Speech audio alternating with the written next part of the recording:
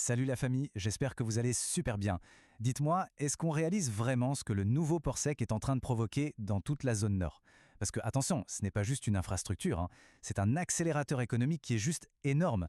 Il attire des entreprises industrielles, il crée des milliers d'emplois et surtout il ouvre des opportunités incroyables pour entreprendre.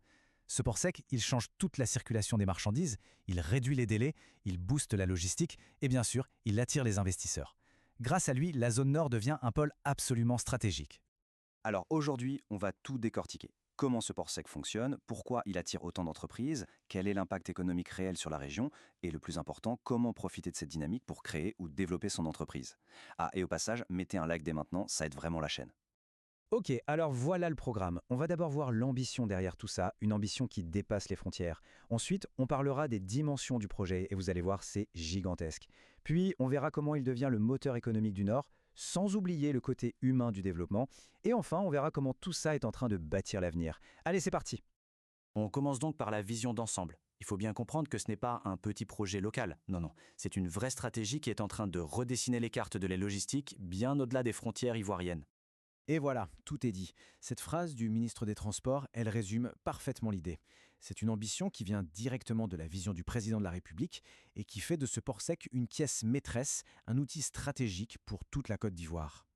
Et là, on voit bien que ça ne concerne pas que la Côte d'Ivoire. On parle ici d'une portée internationale. Le port est situé à peu près à 600 km d'Abidjan, oui, mais aussi à 600 km de Bamako et de Ouagadougou.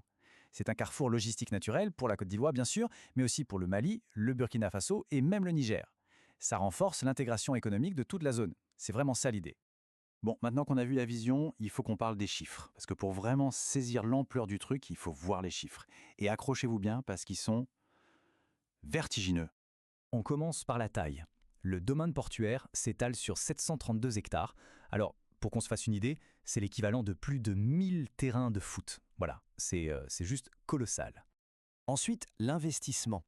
On parle de plus de 254 milliards de francs CFA. C'est l'argent qui est mobilisé pour que cette vision devienne une réalité. C'est un engagement financier qui est juste massif et ça montre à quel point ce projet est stratégique.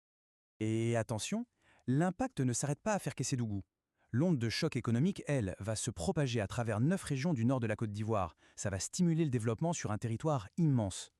Et pour vous donner un exemple bien concret de sa capacité industrielle, le port va avoir un dépôt d'hydrocarbures de 61 000 m3. C'est un atout énergétique majeur qui va garantir la sécurité d'approvisionnement et qui pourrait même aider à stabiliser les prix pour toute la sous-région. C'est énorme. D'accord, les chiffres sont impressionnants, c'est clair. Mais la vraie question c'est, concrètement, comment est-ce que ça se transforme en croissance économique? Et surtout en opportunité pour les gens? En fait, il faut voir le port sec comme bien plus qu'un simple lieu de passage pour les marchandises. Il a été pensé pour être un véritable pôle de croissance. C'est comme un aimant qui va attirer de nouvelles industries, des services, des investissements, pour créer tout un écosystème économique dynamique. Le projet, il repose sur 3 grands piliers. D'abord, un terminal import-export ultramoderne, pour que tout soit fluide. Ensuite, le fameux dépôt d'hydrocarbures, qui est stratégique. Et enfin, un marché à bétail régional, avec un abattoir intégré. Ça, c'est pour structurer et moderniser une filière qui est clé pour l'économie locale. Et c'est là que ça devient crucial, surtout pour ceux qui ont l'âme d'entrepreneur.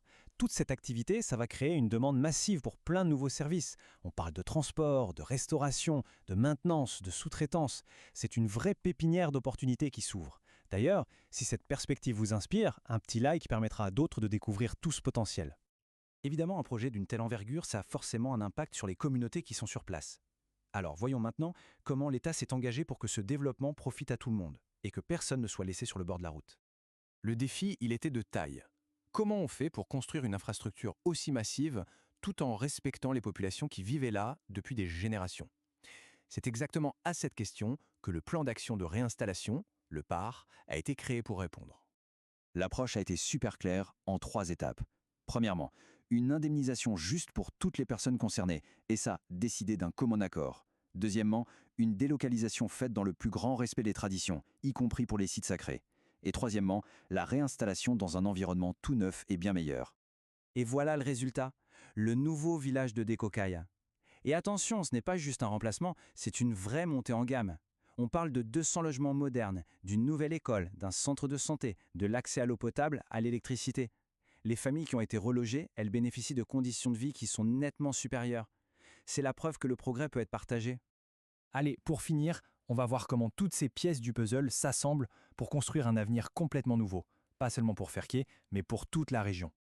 S'il y a une chose à retenir, c'est celle-ci. Ce port sec, c'est bien plus qu'un tas de béton et d'acier. C'est une véritable rampe de lancement, une plateforme conçue pour accélérer l'intégration des économies de toute la sous-région et pour diversifier les sources de revenus au nord de la Côte d'Ivoire. Et on termine avec une question ouverte. Ce projet transforme la logistique, c'est un fait. Mais il va forcément entraîner d'autres changements majeurs. Alors d'après vous, quelle sera la prochaine grande transformation pour le Nord? Dites-nous tout ça dans les commentaires. Et bien sûr, si cette analyse vous a plu, abonnez-vous pour ne rien manquer des prochaines, partagez la vidéo et on se dit à très bientôt.